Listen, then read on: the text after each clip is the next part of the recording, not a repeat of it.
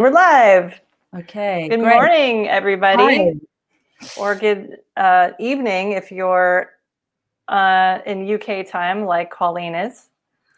But for some of us, we're just starting the day. So yeah, so excited to have another Facebook expert interview from somebody within my group. Colleen has been a great member for a while now. She always posts such nice, positive, supportive, uplifting comments.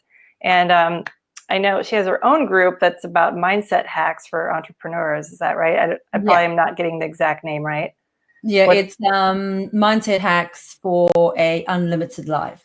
Yeah, I love that. That's perfect. And as entrepreneurs, we all need to constantly be working on our mindset. But also to give you a little more background, Colleen started her career as an electrical engineer and then decided to train as a psychotherapist. So now you're licensed, right? You're a licensed psychotherapist. Yeah. I mean, it works a bit differently, I think, to the States, but yeah. Yeah. That's so interesting. I wouldn't be licensed in the States because I think I'd have to do some other stuff. Right. But yeah, I don't really know how it works there. But yeah, I think in order to actually physically be there practicing, I'd have to do some other sort of exam or something, I think. Right. Yeah. Cool. So, I mean, that's a big shift. What made you want to or decide to do that? Yeah. So I've always sort of been quite interested in psychology anyway. And I really was more and more wanting to sort of do something where I was working with people. I wanted to I really had a big call to be of service and to sort of give back. So I kind of, for a long time, wrestled with what I wanted to do. I knew I wanted to change my career and do something else. And so I whittled it down to sort of like really what were my interests. And I always seemed to be reading psychology books and things like that anyway. So I thought, well, it's a no-brainer. This is what I should be doing. And so, so I retrained. But the approach to psychotherapy that I'm trained in, it's quite new, actually. I think they've started to do some training in the States on it, but it's based in sort of all the human sciences. So not just psychology. So there's a lot to do with neuroscience, understanding the brain and what's happening in the brain, what happens to you when you have a panic attack, or what happens with trauma in the brain. So it's really understanding that, but also sort of evolutionary science. It's just basically drawing from everything, and of course psychology.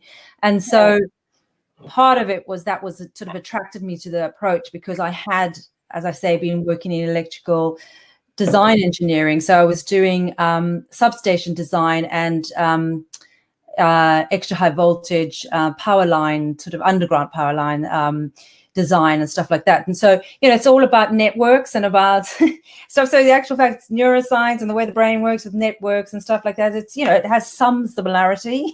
That's interesting. Yeah. So, and plus I've always been quite, coming from that sort of background, quite practical, quite logical in my approach. And so I really, the approach of this type of psychotherapy resonated with me. And so, so I started training when I was still working. I started doing some of my training, and then the last job I worked on in engineering was actually on the Olympic Park in London. And so that was my last job in engineering, which was a really lovely way to sort of go out in a way. It was a great project to sort of finish on. And then I left shortly after that and finished the last bit of my studies, and then been working as a psychotherapist ever since. So yeah. That's really cool. Yeah, I love how people can just reinvent themselves at any point. There's somebody else in, the ClickFunnels world, Melissa Ricker, who used to be an engineer. I'm not sure what type, maybe nuclear engineer. Anyway, I've had her in the group, and she's got that great science tech mind. So she's really good at figuring out funnels. So her whole thing has been like helping people with strategy. So it's interesting to see how all these different skill sets can now apply to this crazy funnel world that we're in. Yeah, definitely. I think it's sort of like, you can, you can bring your skills and use it here. You know, there's lots of things, you know, that I wouldn't have thought necessarily I would be using from, Right. you know, but it's great. And actually, you know, it's really good because there's parts of my old job that I sort of still miss. I miss the sort of real detail orientation of some of the work, and really focusing and working things out. I kind of miss that sometimes, you know. And so that's what's good about this, because it's kind of, you know, it throws you into having to do a little bit of that now as well, which is great. Figuring out the brain and helping people sort out their problems, right? Yeah. I mean, I think, you know, it's because it's all about finding solutions, you know, and it's all solution focused. Is certainly the approach that I'm trained in. Right. And so it's not that different in terms of sort of like, I was finding different solutions in design, but it's still looking for solutions. It's looking for, it's problem solving. And so, so it's just in a different problem solving in a different way. Yeah, absolutely. And in the form that I had you fill out for this interview, because I've got my handy dandy form, you said one of the topics you know are most interested in talking about is breaking negative thinking and creating positive thinking. I'm really interested in this because I'm sure you've seen all my posts about Joe Dispenza, and he's all about that, like actually reprogramming your brain away from negative thoughts, because really it's a pattern that we get locked into. And you know, he ties it into like neurology and how your brain like gets addicted to certain patterns, and then if you try to change your brain, then your body pops up and is also addicted, so your body tries to like drive you back into those thoughts. So it's, I don't know, just hearing it broken down like that was, I don't know, it was really helpful to me. I was like, oh, this is, you know, something I can just retrain, kind of like you train your body. This is something I can work on every day, and I'm not stuck in certain negative patterns. Yeah, definitely. And I think, you know, it's all about where your attention is. So, you know, where your attention is, when we have the power to change where our attention is, which means we have the power to change our neural firing. And then we have the power to change the architecture of our brain. So, right. You know, it's very much about, you know, moving your attention and being aware of where your attention is, and knowing quite a lot of the time when you sort of like experiencing stress, or, you know, it's not you, it's what you're experiencing, you know. So if you say like, I am sad, no, you're not sad, you're feeling sad, Right. you know. So, you know, but yeah, so it's about sort of moving your attention and being aware of where your attention is, and being more conscious so that you can consciously choose your responses rather than be in this really highly reactive states. And so, yeah, I mean, you know, it's also about creating the habit of thinking more positively, because I think thoughts, like anything, are also habitual. You get used to thinking a certain way. And then, of course, those neural pathways are really well developed because you've been thinking that way for a long time. So when you decide, okay, right, I'm going to be positive now, and I'm going to think differently, you know, consciously, that's of course what you want to do, but actually the pathways are well trod now, or well ingrained to want to fire in a different way.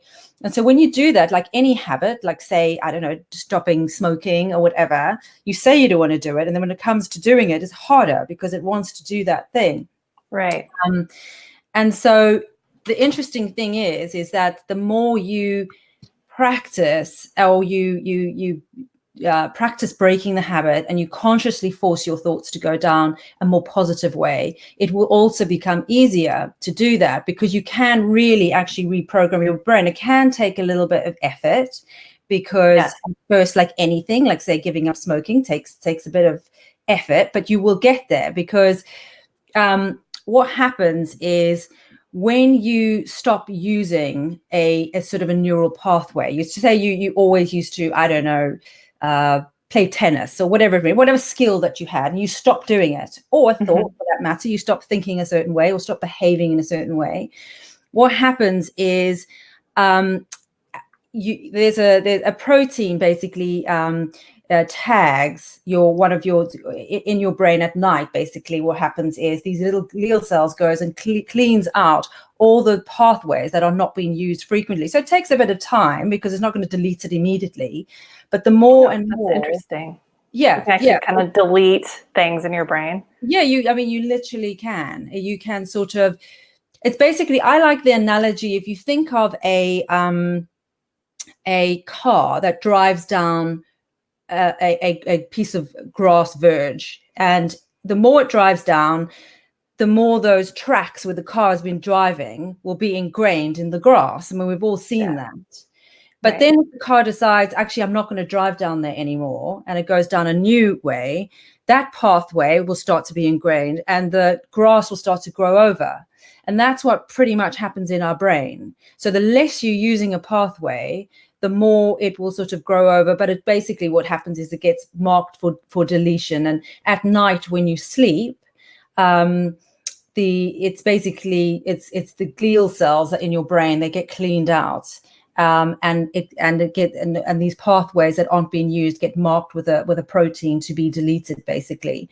And so it never goes completely. There'll always be remnants of it, but it won't be sort of it won't be like that's the pathway, that's the way. It's like if you're taking your car and it's always driven down that way, the pathway is there. It wants to go down that track. Of course it does. But then the more you try and go a different way, and you do go a different way, eventually it will become easier and easier. Like any habit. But the interesting thing is what you're saying about Joe, is it with the body, is that I think we also tend to, especially trauma, we tend to sort of trap it in our bodies, especially suppressed emotions and stuff. Emotion is energy. It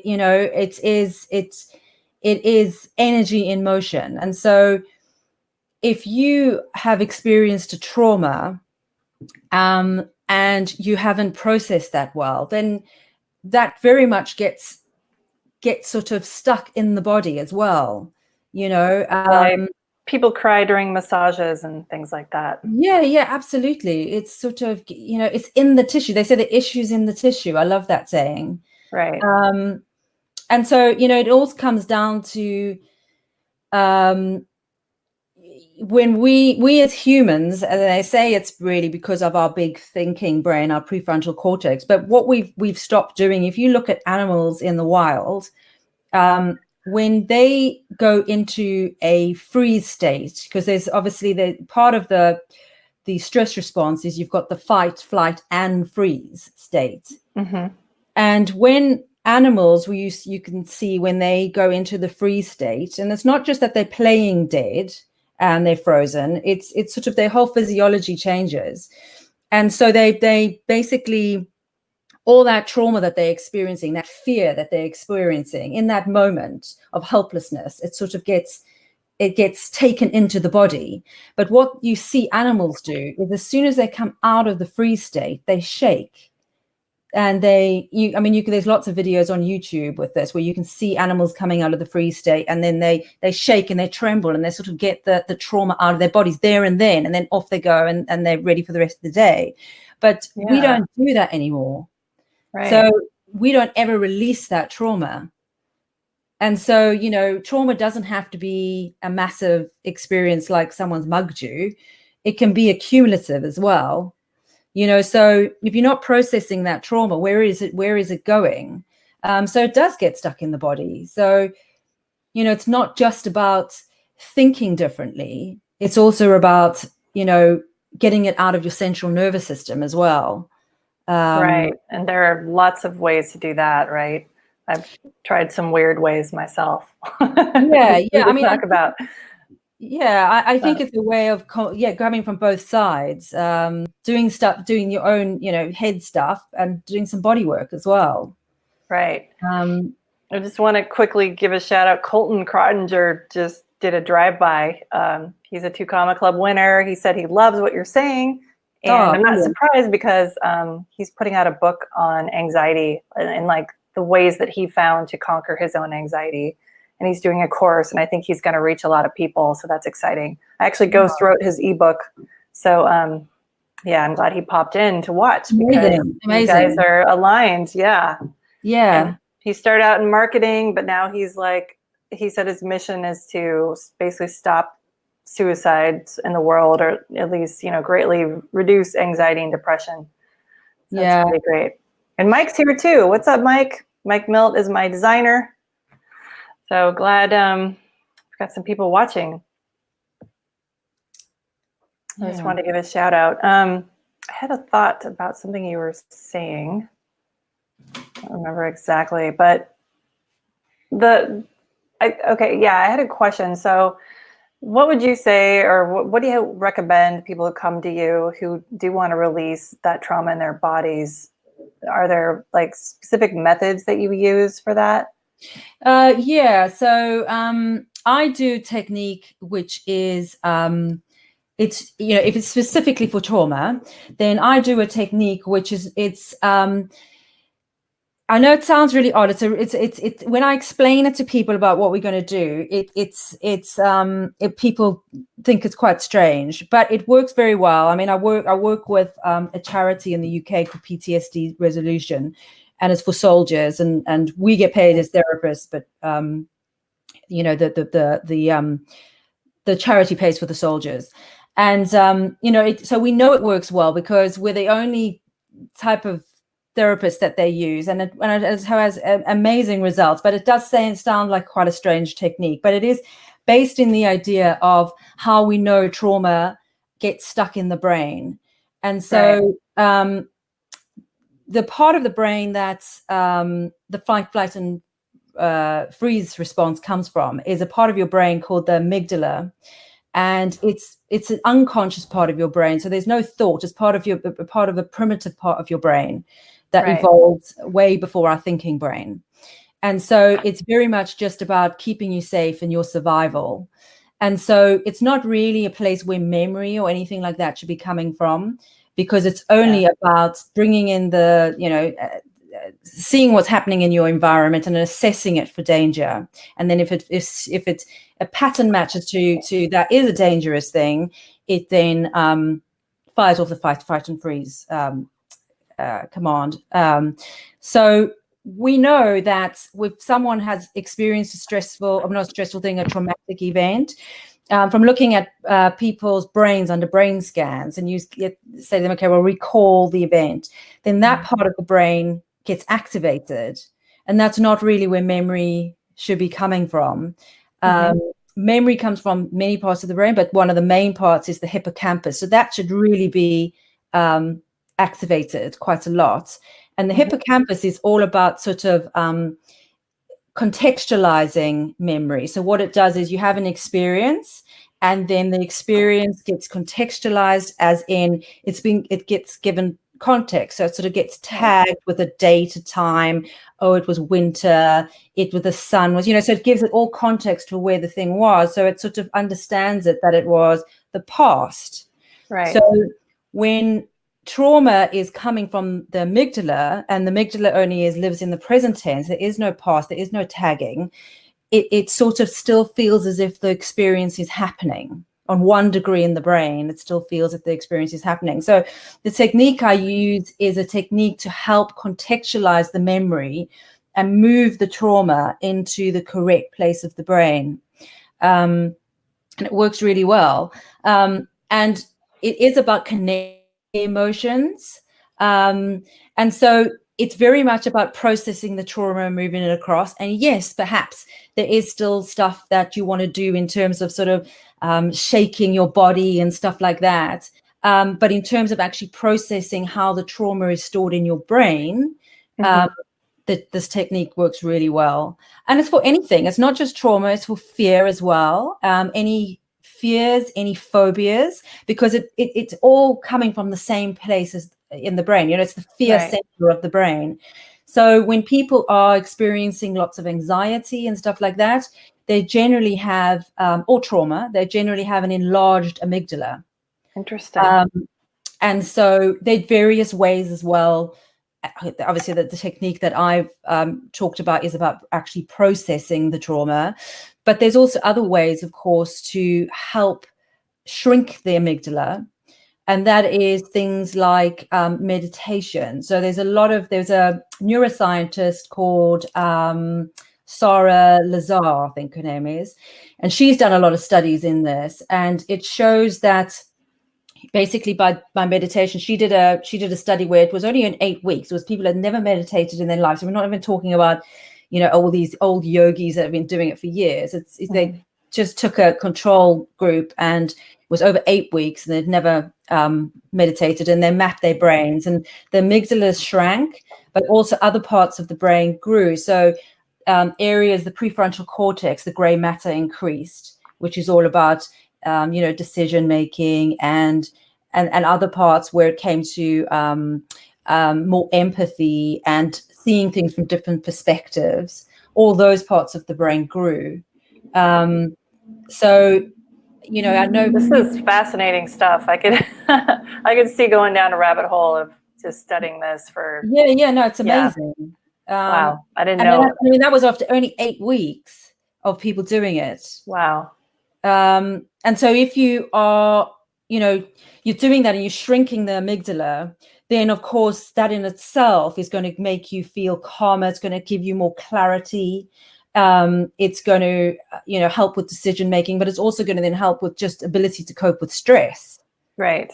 So, it's, there are these ways of doing it, and it doesn't have to be, you don't have to be, like amazingly brilliant at it. Just even doing 10 minutes a day of just calming the mind down. And the interesting thing is that, this is something that I do a lot with people. I do a lot of guided meditations myself with people, because the important thing is any sort of high emotions, and that goes for negative or positive emotions. It doesn't just have to be negative, but any high emotions, and the emotions are generated from the primitive part of our brain. It's basically from a part of our brain called the limbic system, where the amygdala is also part of. And all our emotions are generated from there. And so when we get really highly emotional, we basically get emotionally hijacked from this more primitive part of our brain. So we then stop thinking clearly. So we've all experienced this when, you've been stressed or things, you've been nervous, you don't think clearly, or you walk into a presentation and suddenly your brain goes blank. Yeah. And that's because your prefrontal cortex, or your thinking brain, sort of gets shut down a little bit, because your emotional brain has basically hijacked you. And this basically comes down to from the days when we were running around on the savannah, and it wasn't time to think, oh, I wonder, is that a rustle in the bush, or is that a lion, or is that just the wind? You'd be dead, so it's about taking action really quickly. Right. And so it basically sends up from your primitive brain inhibitory signals to your neocortex to actually stop you about having critical thought and take just black and white thinking. And so when we're in highly stressful states, or we're in a constant state of stress, we tend to go into this all or nothing black and white thinking. Everything's terrible, or one thing went wrong, so it meant my whole day was off. We get this, we can't see the gray anymore. It's all just one way or the other. And that's typically sort of being hijacked from this more primitive part of your brain, and your neocortex sort of goes offline, the more rational part of you that goes, no, you know what, that one thing did go wrong, but look at all these other wonderful things. That part kind of suddenly gets stopped. And so doing any sort of way of calming the emotional brain down, and meditation will do that, or any sort of, if you don't want to do meditation, there's other ways as well. Anything that will sort of calm the emotional brain down, calm the limbic system down, is going to help you think more clearly. You're going to have more clarity. You're going to be able to make decisions better. You're going to feel have more executive control. And so finding ways that you can do this is essential to sort of helping you be more clear-minded. and more able to focus. And as I say, it doesn't necessarily just mean negative stuff. I mean, we've all made terrible decisions when we've been overexcited. It's like, I booked what? I booked what holiday? It's like, and then what did I do? Because it's any high emotions will do that. It will cloud our rational thinking brain. And so meditation is a wonderful way of doing that. And plus it then, of course, reduces stress, shrinks the amygdala. So there's many, many benefits of meditation or any sort of relaxation techniques. Yeah, it's like personally, I like meditation, but I also really like yoga because to me, it feels like a moving meditation. And pretty much 100% of the time, I feel calmer when I walk out of class. Yeah. So, I mean, some people, yoga drives them nuts. They that's not how they deal with anxiety. They want to actually go run and, have big bursts of energy and do a HIIT workout or something. But for me, like yoga is really helpful. Yeah. I mean, totally. Because I can understand why people want to deal with stress in that way, or if they're feeling, they go to running or whatever, because if you are feeling stressed, your body's programmed to want to take action. It's the fight and flight. So it wants to get aerobic because it wants to run away from that tiger, or it wants to fight, or so our body's also programmed to want to use that energy to take action in some way. And then if we don't, so it is good, you can see why that works for a lot of people. Yeah. But I think a little bit of both is great. If you can do some cardio and get rid of some of that energy, and then, still the mind in some other way. I think the two work really well together. Yeah. What do you think about techniques like EFT, which is energy? It's tapping, but I don't remember what I think it's the emotional freedom technique. Yes, you're right. Yeah. Yeah. A lot of people use that as well. Yeah. I mean, it's fine. I think it's it has mixed results though, I think. Yeah.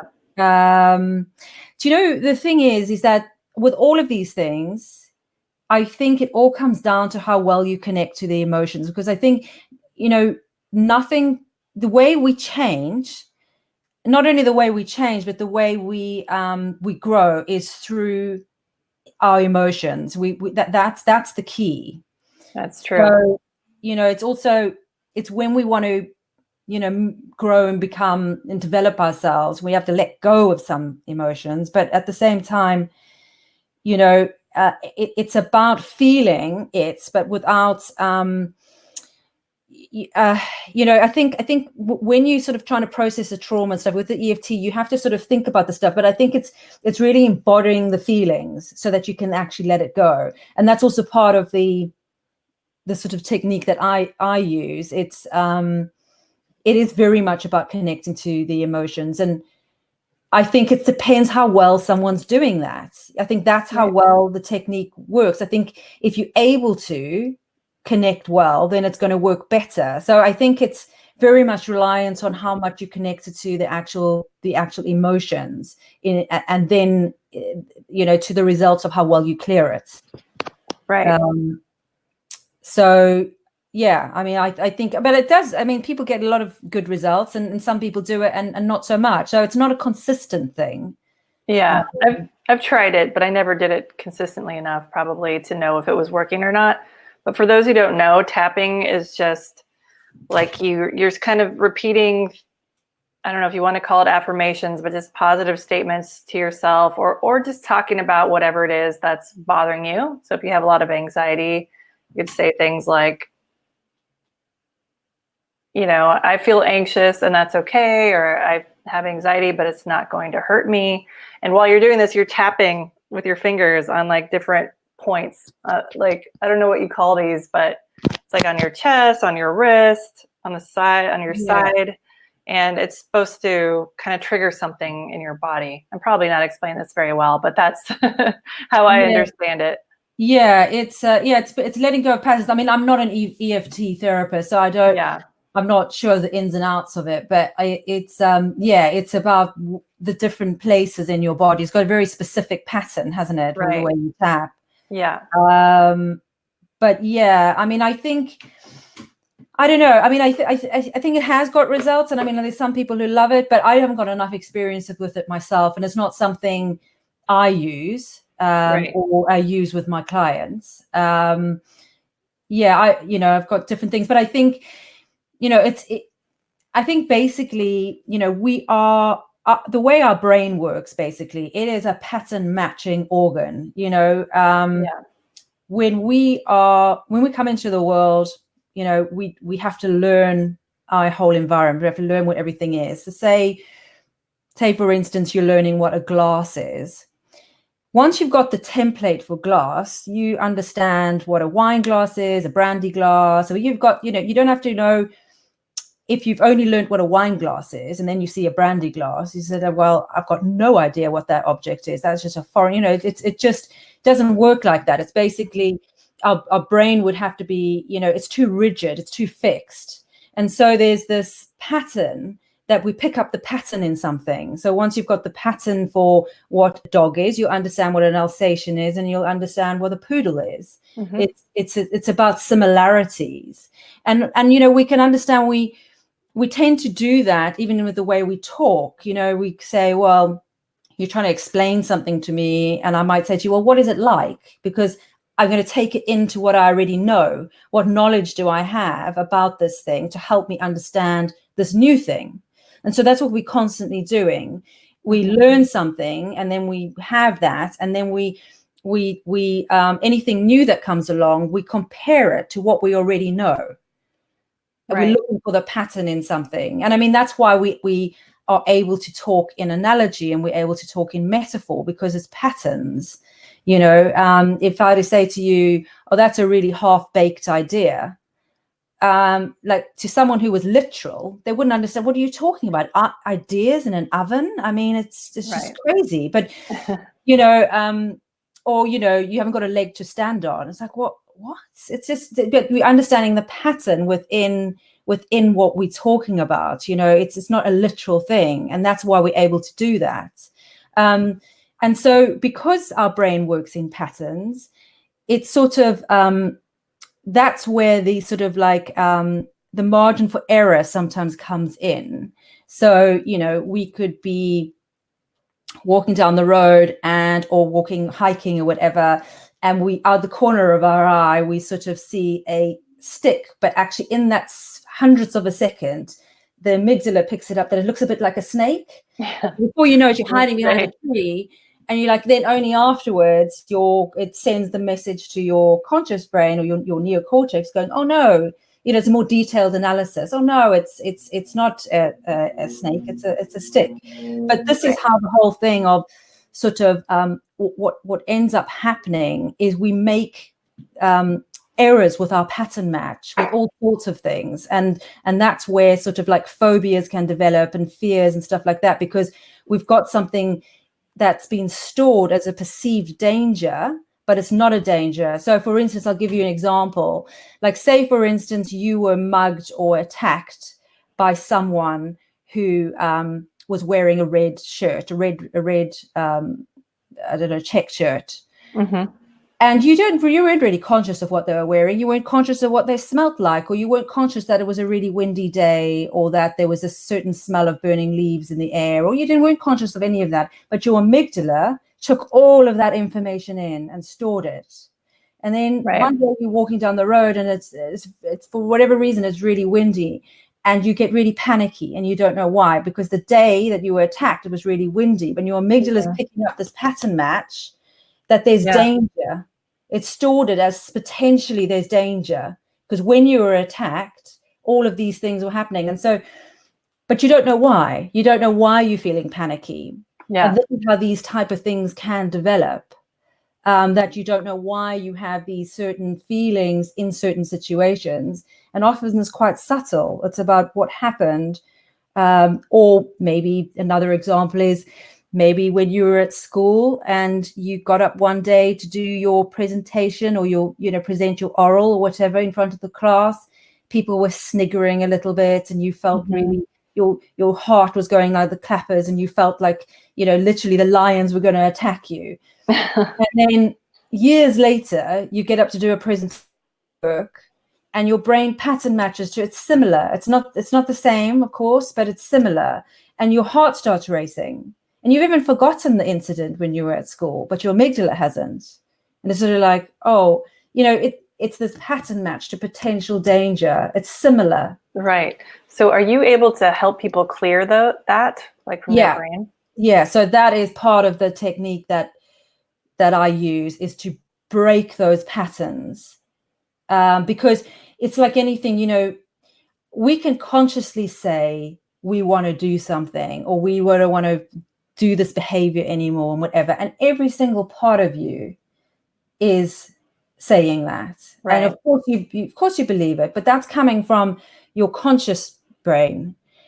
Your unconscious brain, where all these pattern matches and things happen, it's only about your survival. It's not about you thriving. It's about your survival and keeping you safe. And the most important thing is, if it thinks you're in danger at the slightest, it's going to try and help you to get out of there. And if it's stored something as a potential danger, even though it's not, it's just a perceived danger. It's like the smoke alarm going off when there's actually no fire, because it's really sensitive now. Right. It's burning toast and it's going off. But there's no fire, but it's going off. And so this is what tends to happen. It can sort of get so. I quite like, I'm quite into science anyway, but the second law of thermodynamics says that the more complex a system is, the more it's prone to fall into disorder. And we are incredibly complex systems. And so we are prone to fall into disorder. We are prone to the things to slightly go wrong, things to get overly sensitive. And so it's about recalibrating our system as well, just sort of getting it back to factory settings, maybe. Yeah, defrag. Yeah. That's why the thing you were saying about overnight, your brain can kind of delete paths that aren't being used. It made me think of defragging your computer. Yeah, absolutely. It's so similar, but it is about sort of trying to scramble some of those patterns. And there are ways of doing it. It is a sort of, there's techniques, and then there's also things you can do yourself, like the meditation and stuff like that. But we are really, complex, and we are prone to fall into disorder. And, this whole sort of pattern match thing in the brain of things going slightly wrong, and us perceiving danger when there actually isn't any danger there. And you might go, it's like how phobias work. They're not logic at all. I mean, we can say it's a prime example of how this works. You can say, and people get some crazy phobias, don't they? Like of cotton wool and all sorts of crazy things. Yeah. And you can say, okay, well, logically, that little mouse or that whatever is not going to harm me. And next time I go to the pool or whatever it is that you're phobic about, I'm going to be fine. I mean, it's mind over matter. I'm going to be fine. I'm going to talk myself out of it. But that's cognitive. That's using your prefrontal cortex. That's cognitive. And what happens is, with this whole connection, is we've got two pathways of fear. So the first pathway. Sorry, I just got to interrupt real quick. Yeah. I actually have to end this a little early because I have to get to my appointment. But you actually can keep talking if you want. You can stay on the live. Well, you know what? We can save it for another time. I'm not so used to doing lives and stuff. So we can save it for another time. But because you need to shoot off, and I'll probably feel a bit strange talking to myself. Maybe a bit more experience with doing lives. Yeah, I do it all the time, but it is weird if you're not used to it at first. Yeah. But thank you so much, and I'll drop you the link to your group below so people can go over if they want more mindset help, because I think it's so important for all entrepreneurs and everybody. Mike says, please come back. Great info. So this is good stuff. And I'm sorry I have to cut it off early. No, don't worry at all. Don't worry. Yeah, we can do it. We can do another chat at some time. Okay, sounds great. Okay, well, have a good appointment and enjoy your day, because you're right at the beginning of it. Yes, I am. Yeah. Now it's going to go well because I've been thinking about mindset. Okay, cool. All right. Thanks so much, Colleen. Okay, no problem. Okay, bye. Cheers. Bye.